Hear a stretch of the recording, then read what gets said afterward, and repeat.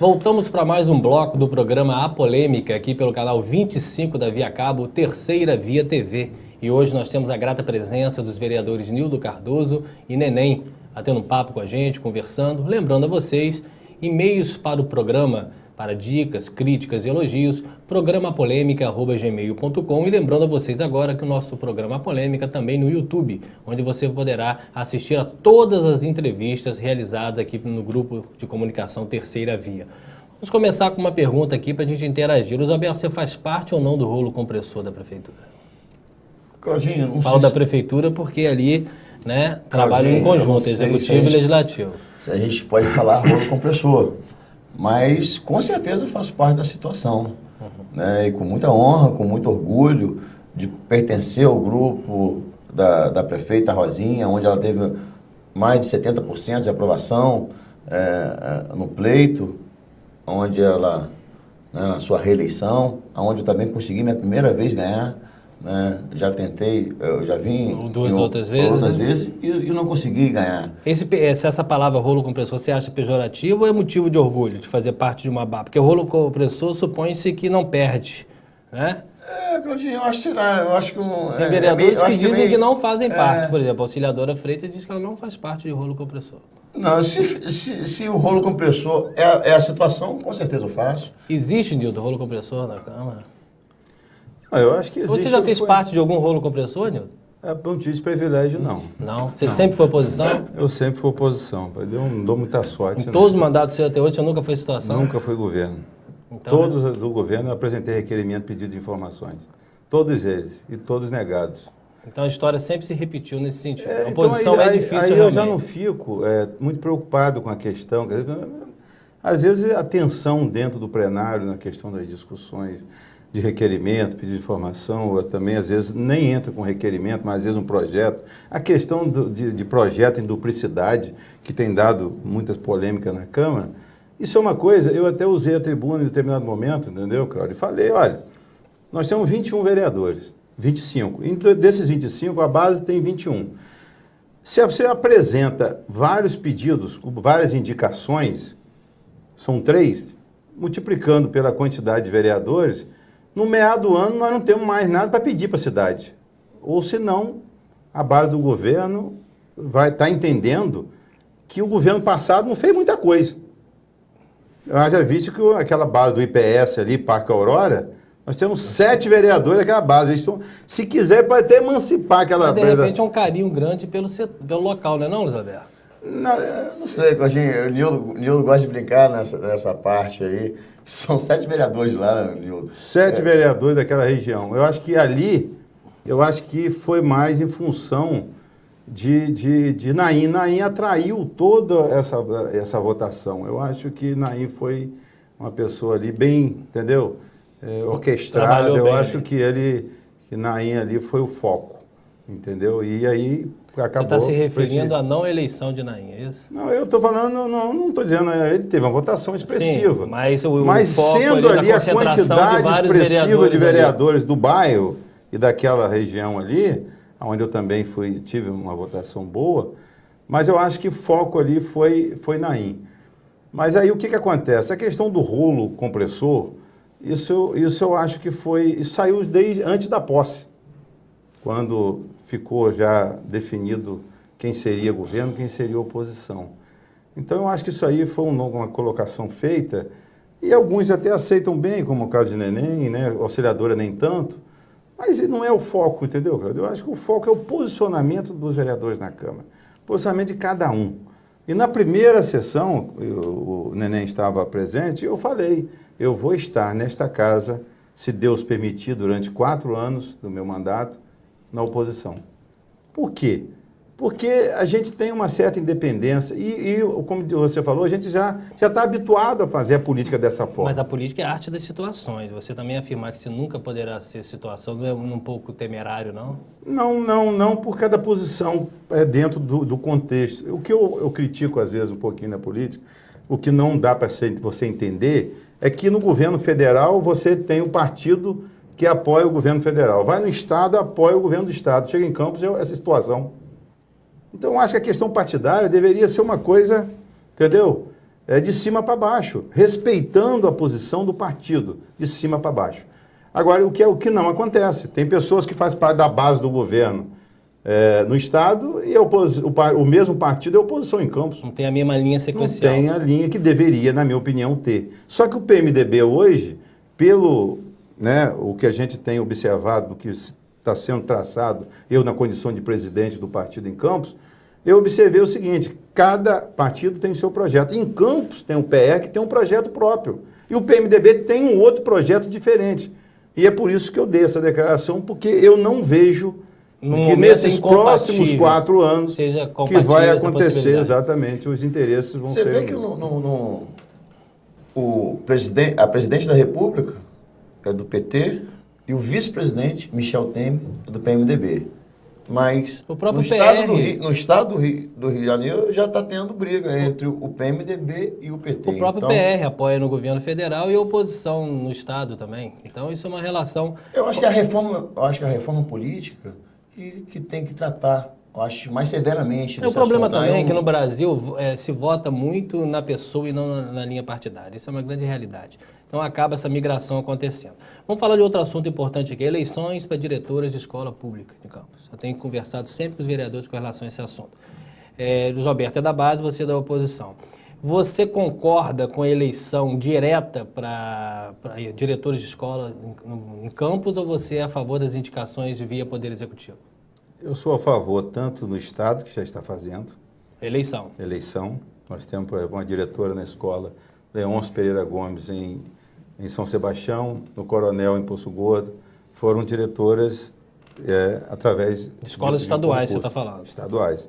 E eu acho que o município tem que ser a mesma coisa. Porque senão nós não vamos buscar qualidade.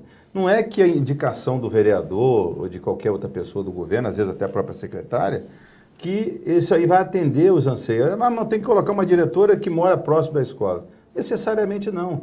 Ela tem que ser uma pessoa que tenha capacidade. E dentro dessa capacidade não é só ela ter conhecimento. Ela tem que ter conhecimento, ela tem que ter um curso para saber se ela está preparada para administrar. Porque às vezes a pessoa tem muito conhecimento, mas não tem poder de gestão. O problema é que o que a gente recebe de informação é que muitas indicações de diretoras não são sequer professoras. Né? Isso aí tem uma série de... Né, você ser professor e ser indicado, já é outra coisa. Agora, você não ser professora e ser indicado para um cargo de diretora de escola, eu particularmente, é uma opinião minha, eu acho um pouco discordante. Luiz Roberto, você é a favor da indicação ou a favor da eleição para professoras, para diretores de escola pública? Claudinho, eu quero deixar muito claro que até agora eu não indiquei ninguém. Eu já ia perguntar. Nunca indiquei ninguém para a Prefeitura de Campos. Mas já te ofereceram? Não, ainda não. E se oferecer? Eu vou aceitar, com muito prazer. Com muito prazer. Vou aceitar. E tenho pessoas muito competentes que trabalharam comigo, que me ajudaram. Mas que são professoras, né? Que são professoras. Você indicaria a pessoa que não fosse professora? Eu acho que indicaria sim também, porque a competência é gestão. Isso é coisa de gestão. A diretora, ela vai gerir aquela escola, né? Então vai gerir, a pessoa tem que comandar. E para você comandar, para você ser um líder, não precisa ser professora, não precisa ser advogado, médico. Não necessariamente o secretário de saúde tem que ser médico. Eu falo isso com muita clareza, com muita tranquilidade. Porque eu sou empresário e hoje eu tenho 3 lojas, estou aumentando mais 2. Então, graças a Deus, eu sei comandar. Como o nosso Nildo Cardoso, ele tem suas empresas de cerâmica. E para comandar, não é qualquer um, não. Para você mandar, você tem que saber mandar. Então, eu acho que para você tomar conta de uma escola, não necessariamente precisa ser professora. Mas você é a favor da indicação e não da eleição? Não, ainda tudo é muito novo. Quero saber, Estou te questionando isso, porque eu vou perguntar a Nildo também. Porque eu acho que quando a indicação... A indicação correta, Claudinho? Não, eu acho que a indicação faz com que haja uma dificuldade muito grande dos problemas da escola serem apresentados ao executivo.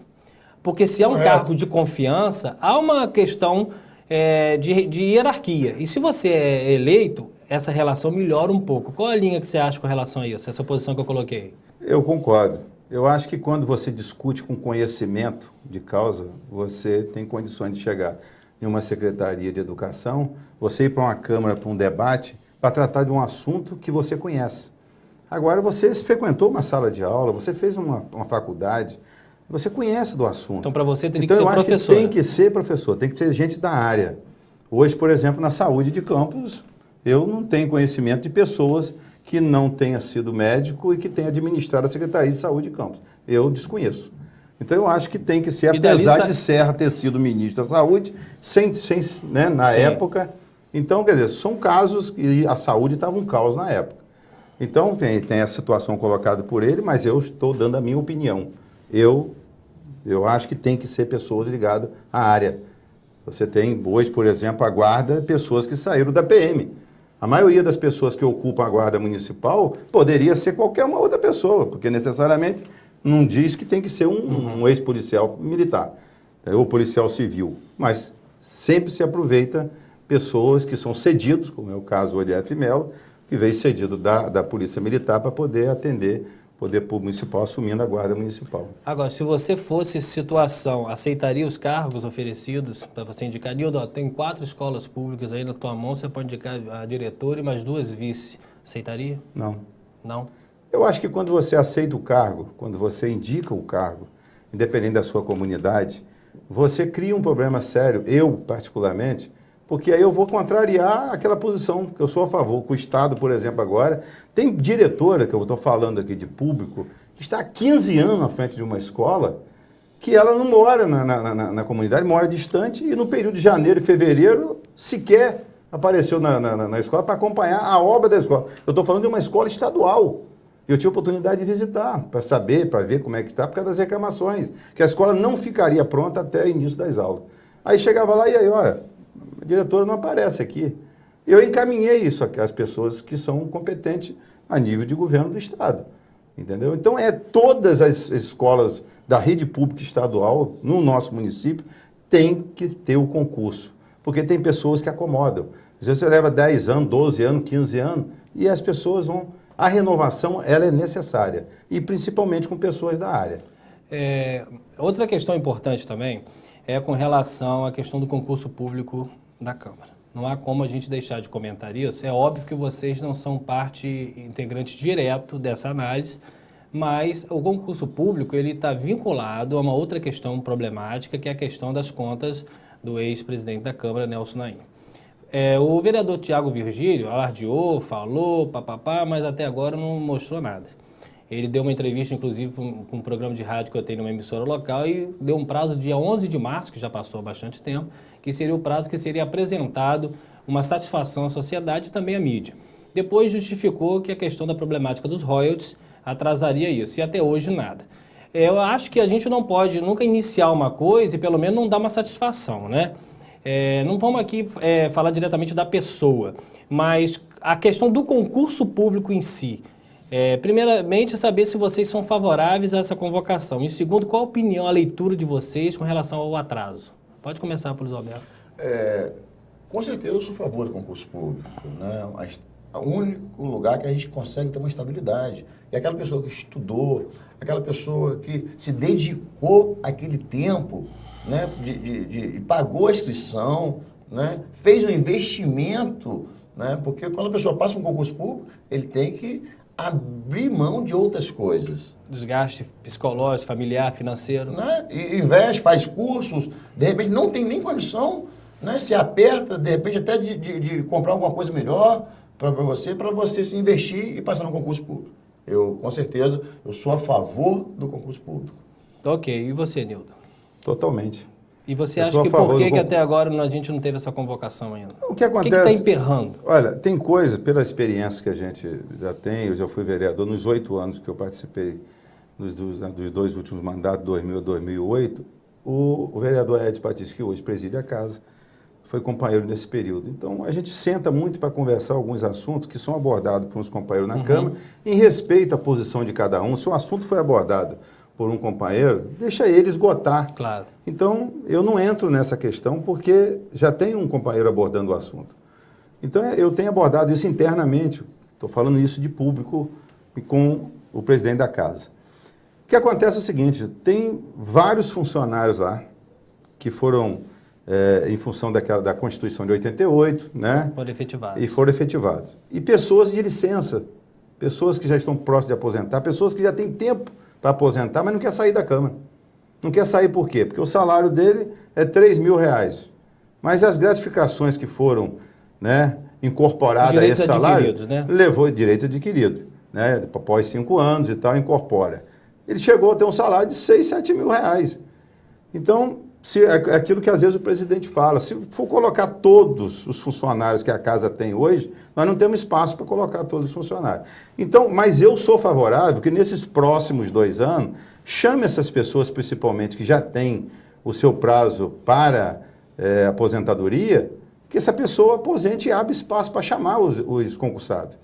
Eu tenho uma pessoa, nunca mencionei isso, estou falando isso agora de público, que já foi mencionado até por um vereador da casa. Eu tenho um sobrinho que passou em primeiro lugar na Câmara, entendeu?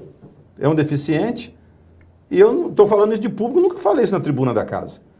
Mas um vereador falou isso na tribuna da Câmara. Olha só, poderia ser Nildo Cardoso, mas eu não falei porque é meu sobrinho, que estaria advogando na causa de uma pessoa da família.